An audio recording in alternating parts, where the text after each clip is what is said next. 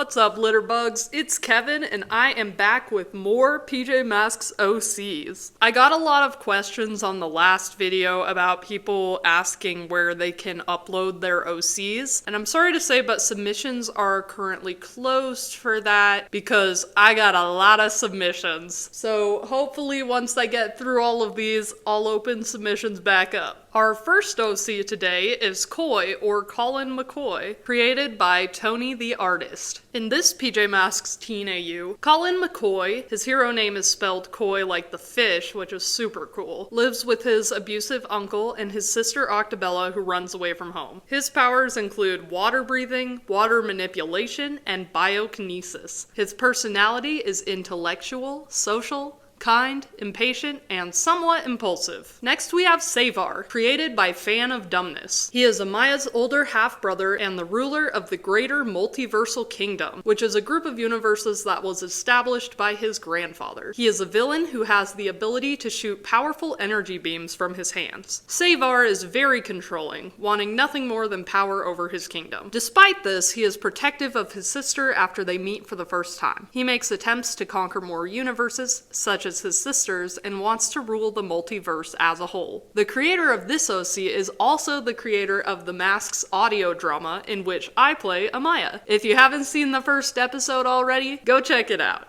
This is Lizzie, or Lunar, created by VAT Productions Zero Silly. She just moved into the town and goes to the only school there. One night, when she was staying up late doing homework, she looked outside and saw the PJ Masks and Luna Girl fighting. After that, she became a fangirl of Luna Girl and told every person she met to call her Lunar instead of Lizzie. Luna takes advantage of this, of course, and uses Lizzie to get what she wants. Reaper Girl is created by Shadow Milk Cookie 666. She was an orphan taken in by a laboratory, experimented on, and that's how she gained her powers. She doesn't have a daytime form. She's neither a villain or a hero. She's just doing her job. But she's seen as a villain for wanting to help lost souls to the afterlife. She never had any friends growing up. She acts like she doesn't care about anything except her job. But she really does. She's around Armadillon's age, and she's actually really sweet once she gets to know you. Esha is created by The Biggest Tree 74. She's very shy and tends to keep to herself. She had moved to France after her father remarried and hasn't really handled it well. Power-wise, she's somewhat strong, especially fast, and can play dead as a distraction. They're more of a I need to do it by myself so nobody can get hurt vigilante mindset. The PJ Masks actually assumes that she was a villain, but eventually realizes she's actually just trying to do what's right.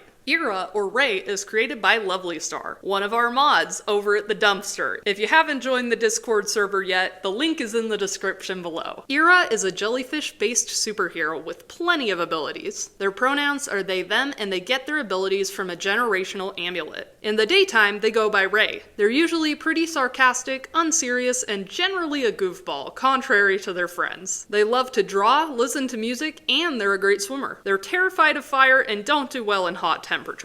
Slakina is created by the official Rexterius. She's a villain, but has a soft spot for the lizard boy. She comes out of the water like Octabella, but she's a lot rougher than she is. Slakina has sharp claws, and she has phantom gauntlets that mimic her fists, but a dark blackish purple. Because she's a reptile, she has a soft spot for Gecko, and when that comes around, sometimes she's an ally, but for a price. The PJ Masks had stolen something of her, an emblem that goes around her head. With it, she'd be able to take the PJ's powers for a good while, and she'd use that to her advantage. Her relationship with the other villains are slim to none. Romeo is too loud for her, not to mention how Night Ninja always reveals his plans too early, and Luna Girl is...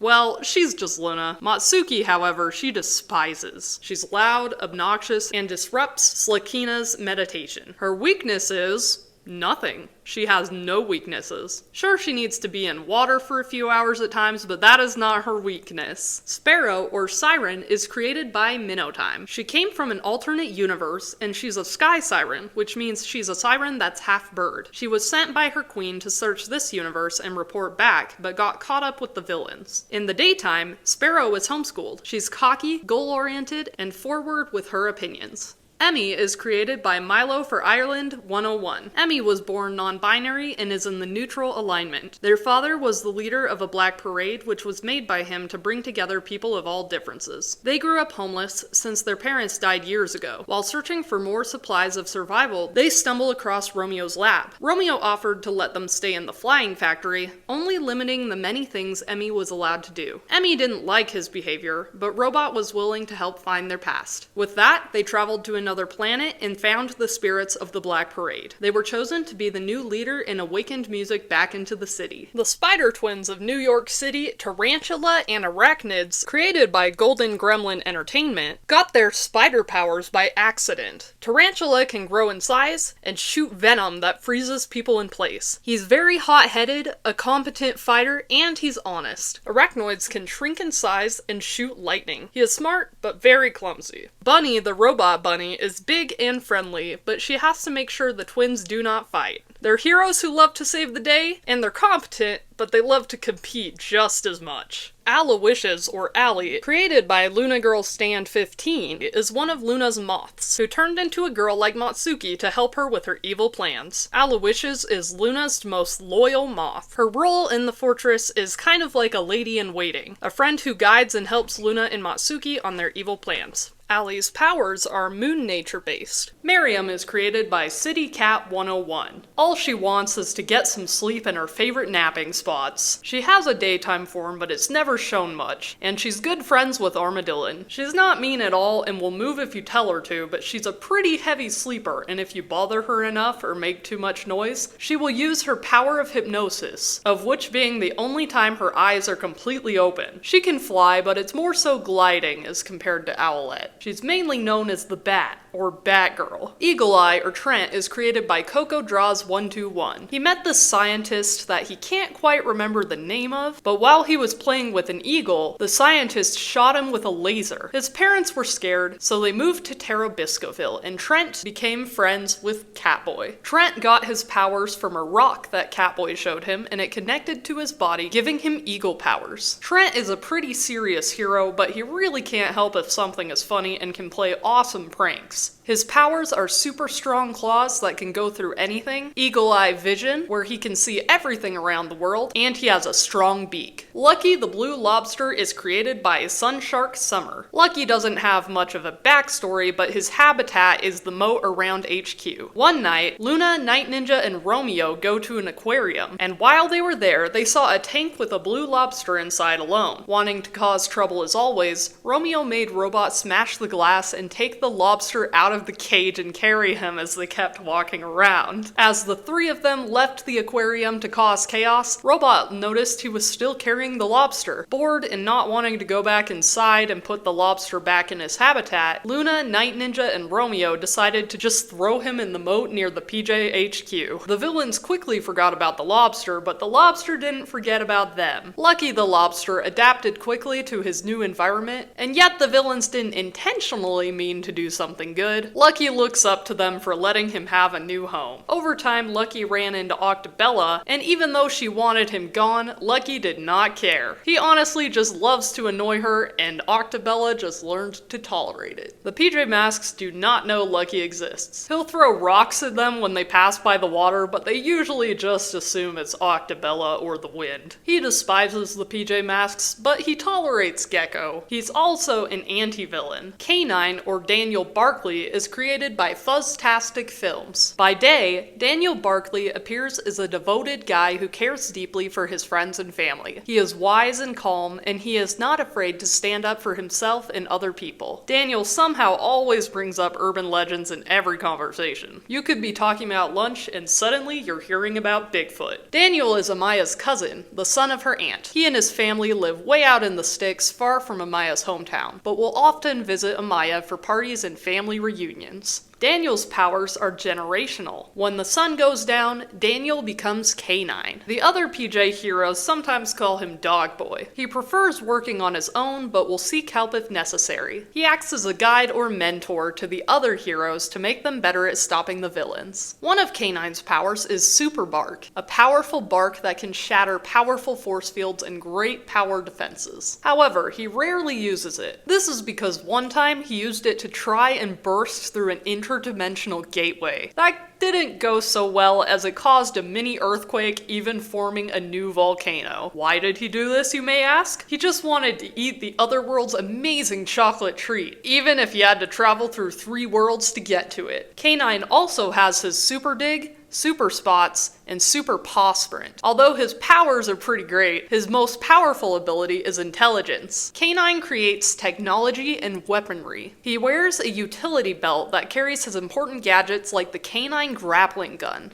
That's the last of our OCs today, but remember, I got a ton of submissions, so don't worry if you submitted your OC and you're waiting to see them in the video. Just be patient. Kevin out.